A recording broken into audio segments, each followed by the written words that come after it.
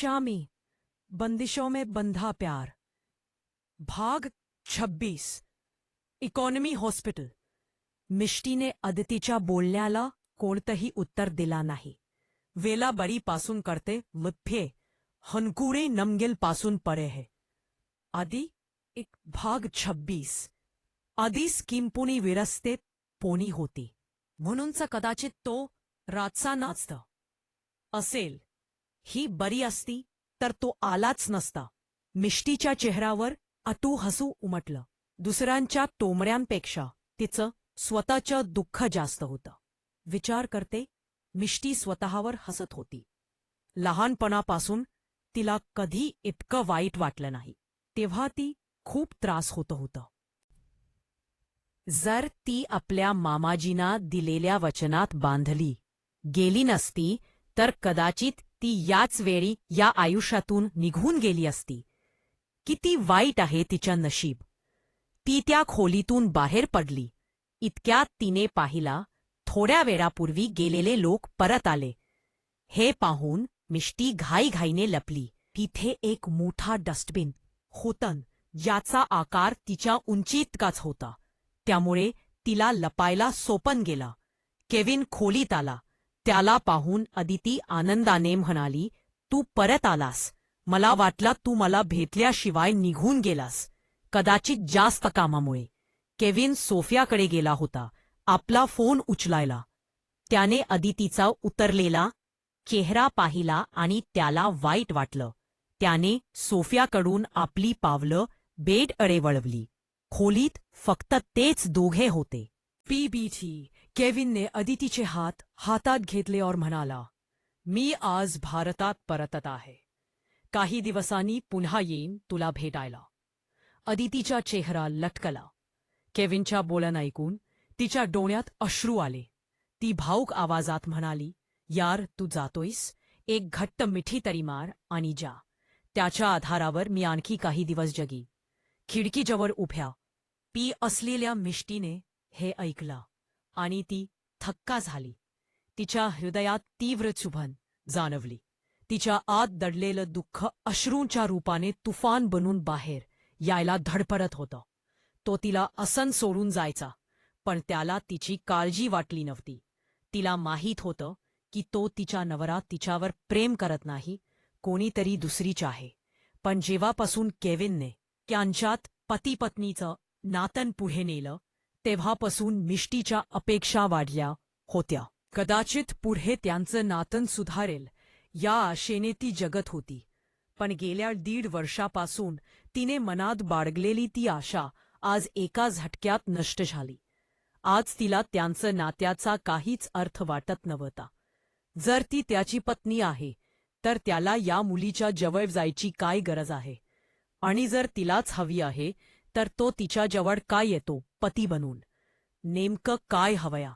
मिष्टीला समोर जाऊन विचारायचं होतं, पण ती केविनच्या रागाची जाणकार होती.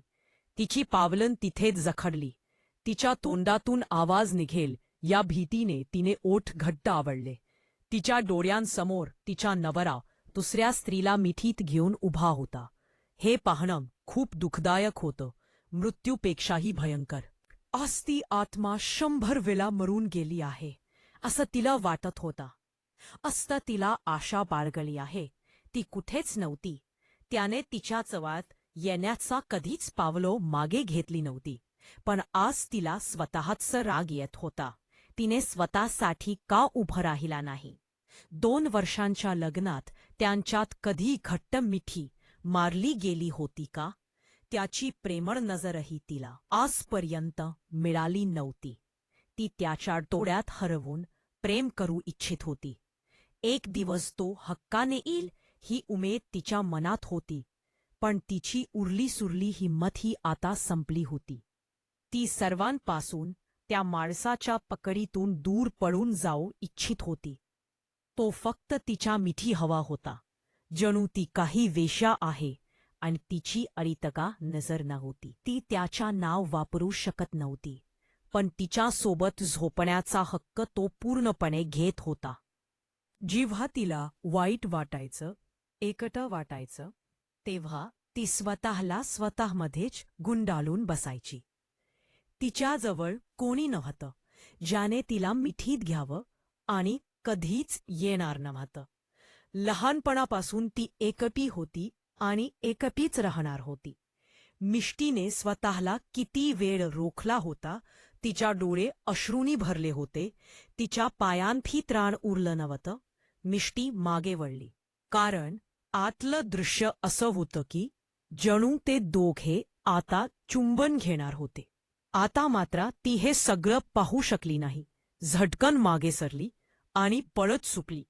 हे कधीच पाहू शकत नव्हती. आत केविनने अदितीला दूर केलं आणि तिच्याकडे पाहत म्हणाला, "तू ठीक नाहीस, मी निघतो, माझी फ्लाईट आहे," असं म्हणत तो खोलीबाहेर पडला. दुसरीकडे मिष्टी जणू निर्जीव बाहुल्यासारखी चालत होती. तिच्या डोळ्यांसमोर तेच दृश्य येत होतं जे तिने आत पाहिलं होतं. लहानपणापासून तिला कोणाचं प्रेम हवं होतं, पण ते तिला कधीच मिळालं नाही. "डॉक्टर, कुठे चाललात?" डॉक्टर नयनने मिष्टीला पाहत विचारलं. डॉक्टर नयन स्वतःशीच म्हणाले, "यांची ओपीडी तर दुसऱ्या मजल्यावर आहे, मग त्या इथे काय करताहेत?" मिष्टीने कोणतंही उत्तर दिलं नाही. ती देणारही कशी? ती स्वतः भानावर नव्हती. तिची एकमेव साथीदार असलेली आशा, प्रेम, सगळं एका झटक्यात डोळ्यासमोर नष्ट झालं होतं. आज तिला तिचं जग उद्ध्वस्त होताना दिसत होतं. मिष्टी त्या कॉरिडॉरमधून बाहेर पडली, पण तिची पावलं डगमगत होती. तिच्या डोळ्यासमोर तेच दृश्य घुमत होतं, केविन आणि अदिती यांच्यातील तो जवळचा क्षण. तिचं हृदय जाळू 1000 तुकड्यांत तुटलं होतं. "नवती," डॉक्टर नयनने बाहेर इला हाक मारली, पण तिच्या कानावर काहीच पडलं नाही. तिच्या मनात फक्त एकच विचार होता, "मी का जगते? माझ्यासाठी काय उरल्या?" आता तिने काय करावे? डॉक्टर नयनने 2दा हाक मारली, "डॉक्टर मुखर्जी," आणि मिष्टीच्या खांद्यावर हात ठेवला. तेवढ्यात कॉरिडॉरमधून जाणाऱ्या लोकांमधील एका व्यक्तीची पावलं अचानक थांबली आणि ती अवाक होऊन मिष्टी गेली त्या दिशेला बघू लागली. "इकडे." नयनने तिच्या खांद्यावर हात ठेवत म्हटलं, "मिष्टी, तुम्ही मला मित्र मानता का? जर काही असेल तर सांगा, मी आहे ना." मिष्टीच्या डोळ्यांत अश्रू आले, पण तिने ते लपवलं. "काही नाही डॉक्टर नयन, चला पेशंट पाहूया," ती म्हणाली आणि विषय बदलला. "डॉक्टर मुखर्जी, तुम्ही नेहमी इतक्या शांत कशा राहता? तुमच्या डोळ्यांत काहीतरी आहे जे तुम्ही लपवता." नयनने हसत म्हटलं. मिष्टी आपल्या ओपीडीकडे परतली. तिच्या हातात पेशंटची फाईल होती, पण तिचं लक्ष काही लागत नव्हतं. ती एका खोळीत शिरली आणि दार लावून घेतलं. तिथे ती एकटीच होती. तिने मास्क काढला आणि आरशात स्वतःला पाहिलं. तिचे डोळे लाल झाले होते, चेहरा निर्जीव दिसत होता. "मी का जगते? माझ्यासाठी काय आहे?" ती स्वतःला विचारता होती. पण त्या दिवशी तिने एक निर्णय घेतला. "मी एका बंदीतला. फक्त माझ्यासाठी जगणार. माझ्या स्वप्नांसाठी, माझ्या आत्मसन्मानासाठी. त्या माणसाला माझी गरज आहे की नाही याने आता फरक पडत नाही. मला माझं आयुष्य परत हवंय. मी यापुढे कोणाच्याही बंधनात राहणार नाही. जर मला प्रेम मिळणार नसेल तर मी माझ्यासाठी पुरेशी आहे." दुसरीकडे केविन हॉस्पिटलमधून बाहेर पडला आणि आपल्या गाडीकडे निघाला. त्याच्या मनात गोंधळ होता. अदितीशी बोलताना त्याला तिच्याबद्दल काहीच वाटलं नव्हतं, पण मिष्टीचा चेहरा त्याच्या डोळ्यासमोर का येत होता? "ती माझी जबाबदारी आहे, फक्त एवढंच," तो स्वतःला समजावत होता. पण त्याच्या मनात कुठेतरी एक विचित्र भावना होती जी तो स्वतःलाही समजावू शकत नव्हता. काय होईल पुढे? कथा आवडत असल्यास लाईक, कमेंट, शेअर आणि चॅनलला सबस्क्राईब नक्की करा.